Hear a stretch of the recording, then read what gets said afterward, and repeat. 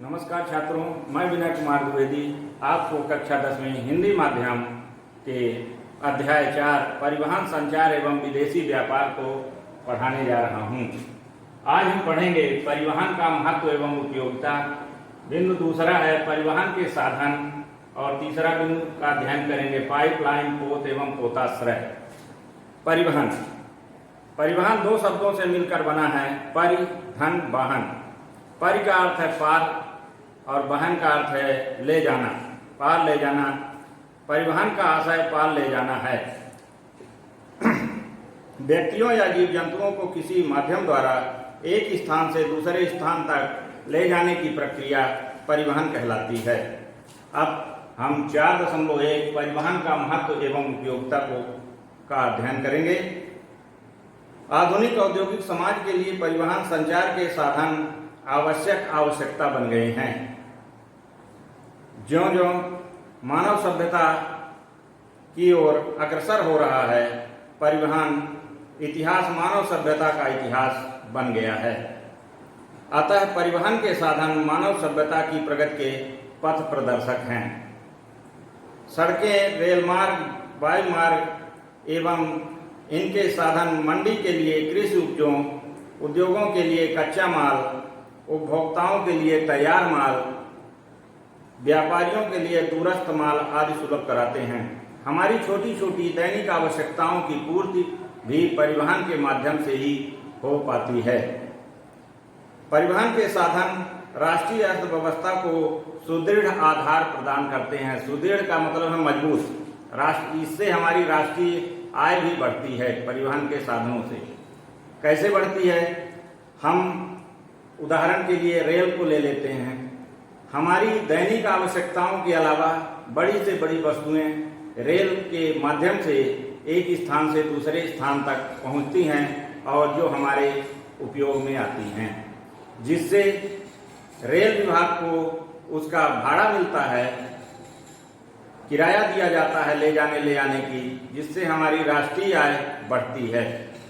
साथ ही ट्रक एवं छोटे वाहनों के माध्यम से दैनिक उपयोग की वस्तुएं जैसे फल सब्जी एक स्थान से दूसरे स्थान तक ले जाई जाती हैं, जिससे उसमें जो टैक्सेस लगते हैं वो भी हमारी राष्ट्रीय आय को बढ़ाते हैं। परिवहन के साधन राष्ट्रीय प्रगति व समृद्धि के सूचक हैं। इनसे ही माल व यात्री ढुलाई नियमित, विश्वसनीय और तीव्रगामी होती है। माने जल्दी से हमारा माल जो है एक स्थान से दूसरे स्थान तक पहुंच जाता है। परिवहन व संचार के द्रुतगामी व सक्षम साधनों के द्वारा दुनिया बहुत छोटी हो गई है। किसी एक देश के बाजारों में हुए परिवर्तन का प्रभाव अन्य देशों के बाजारों पर अवश्य पड़ता है। हम जो इस पृथ्वी पर बसे हुए देश हैं, सभी देश एक दूसरे पर निर्भर हैं। हम किसी भी देश को कुछ देते हैं, निर्यात करते हैं, तो हम दूसरे देश से अपनी आवश्यकता की वस्तुएं आयात करते हैं। इससे हमारे देश में उपलब्ध साधन या वस्तुएं दूसरे देश में पहुंचती हैं, जिसकी बिक्री होती है और हमारी राष्ट्रीय आय बढ़ती है। वो निर्यात कर और आयात कर दोनों बॉर्डर पर लगते हैं, सीमा पर लगते हैं, जिससे राष्ट्रीय आय में बहुत ही तेजी से वृद्धि होती है।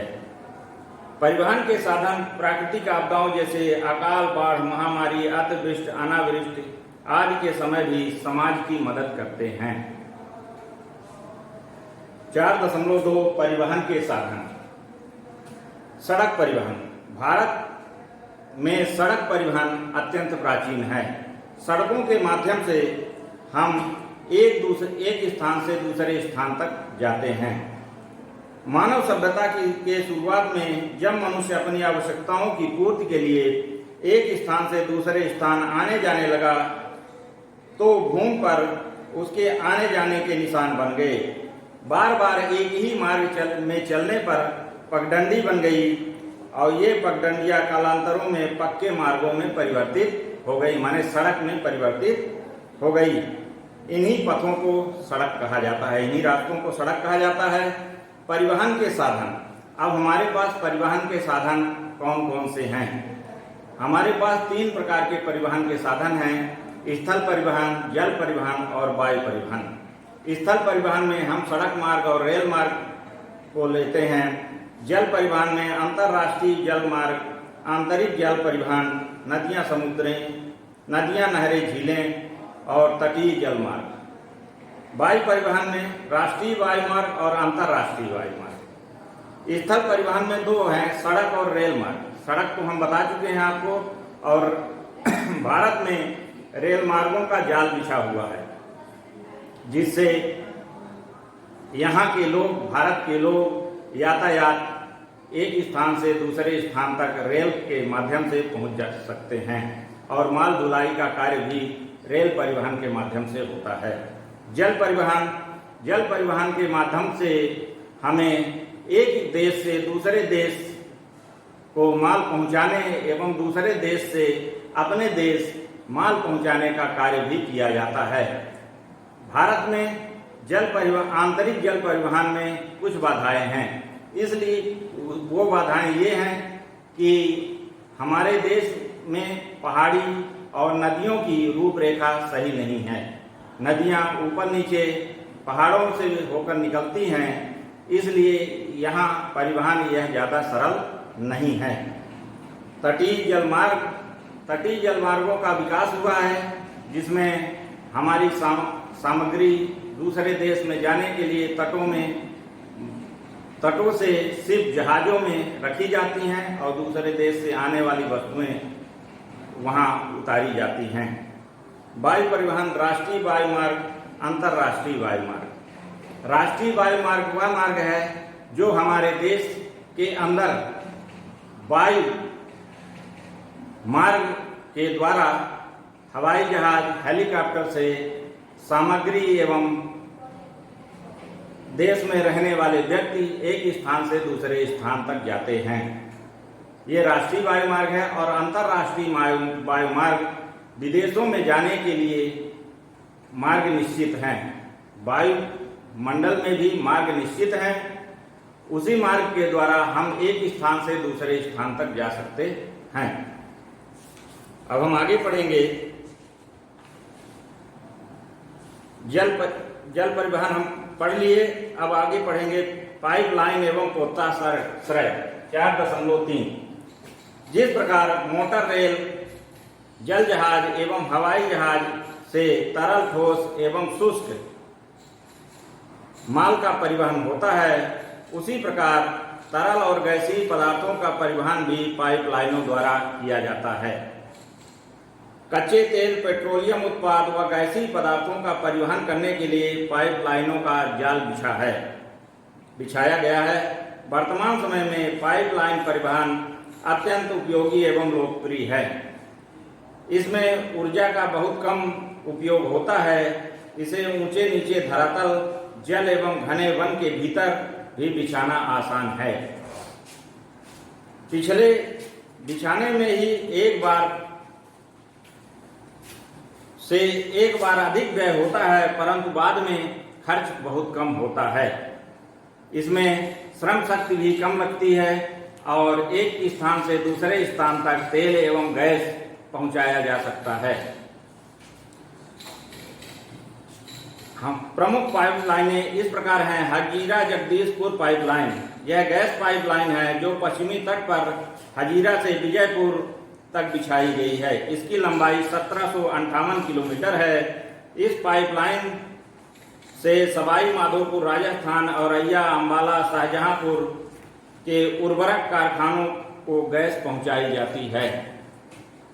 दूसरी पाइपलाइन है नहरकटिया बरौनी तेल पाइपलाइन। यह खनिज तेल पाइपलाइन असम के नहरकटिया, नूनामाटी, गौहाटी से सिलीगुड़ी होकर जगदीशपुर तक बिछाई गई है।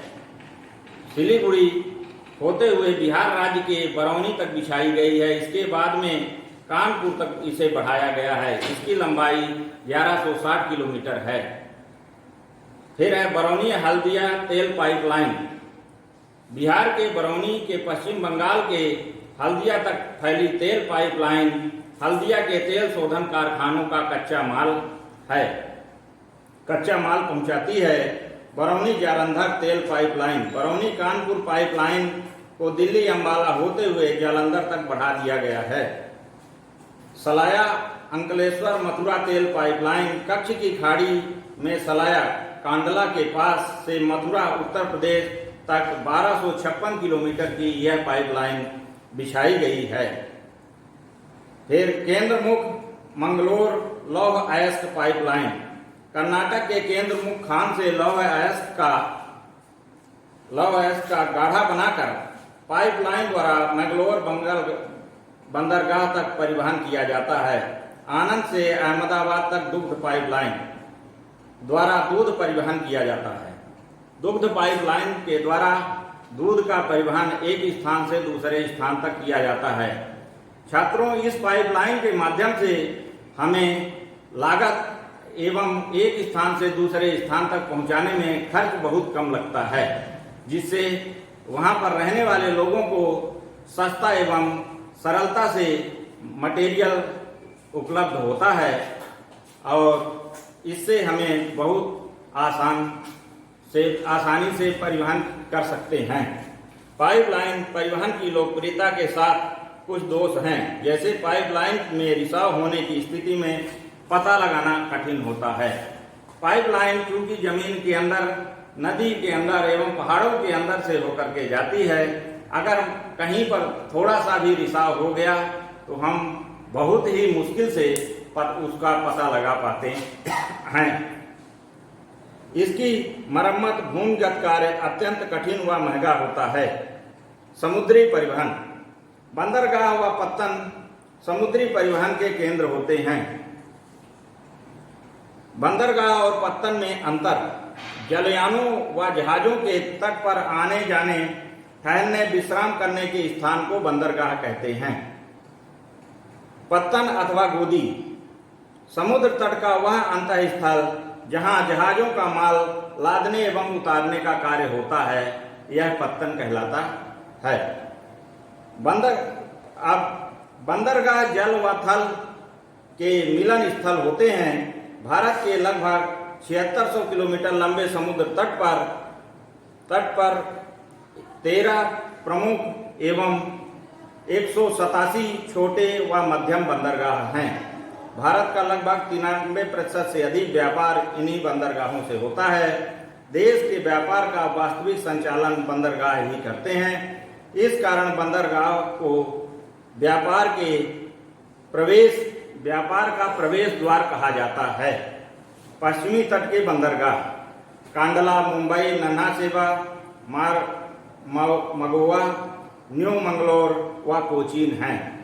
पूर्वोत्तर के बंदरगाह तूतीकोरन, इंदौर, चेन्नई, विशाखापट्टनम, पारादीप, कोलकाता व हल्दिया हैं।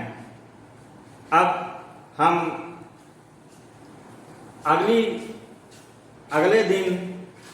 अगले बिंदु को पढ़ेंगे। धन्यवाद।